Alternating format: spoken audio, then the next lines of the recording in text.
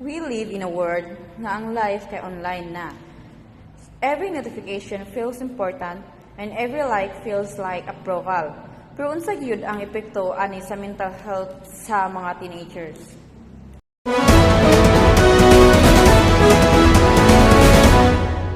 Hi, I'm Giselle, and together with Nika and Camel, ato na explore ang connection sa social media o teen mental health.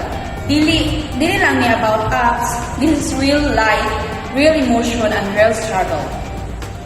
Karon, normal na kaayo nga before ka mag-post, mag-retake ka og 20 picture. Kay dapat perfect, dapat nindot, dapat dili maka-judge og uban. Usahay, maka-pressure gyud siya kay kung gamay likes, maka-feel ka og insecurity. Pero kung daghan likes, maka-happy ka, pero temporary lang.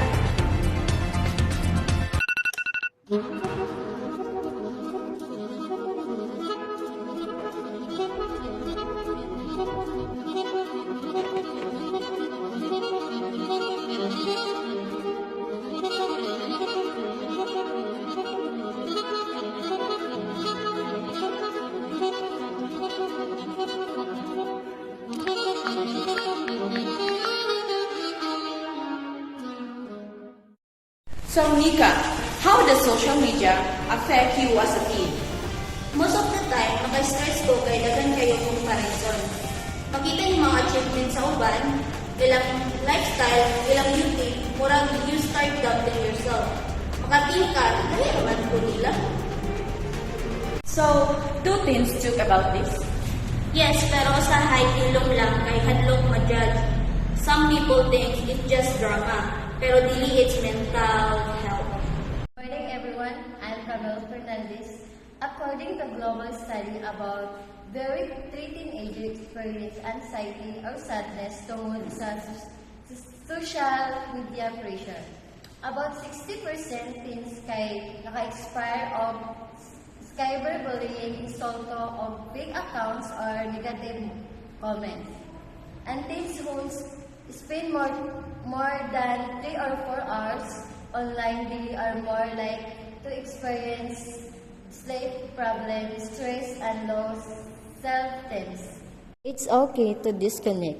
It's okay to rest. Your mental health matters more than any trend. So, Camille, unsay pinaka-common nga problem sa teen karon? Validation.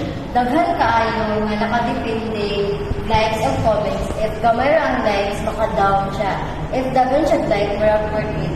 Pero ang pinaka-problema is ay ang fake reality, filter, edited bodies, and lifestyle things start believing nga dapat ingana po sila to be accepted. Screen time, especially before sleeping, and follow accounts that inspire not pressure. Need safe space online. Dili dapat moong weapon ang social media. Cyberbullying hurt, dili ni joke, even world online can damage a person confidence. Daghan teens hilom lang, nagsuffer, nagstruggle og magpretend nga okay ra. Most of all, remember that what you see online is not always real.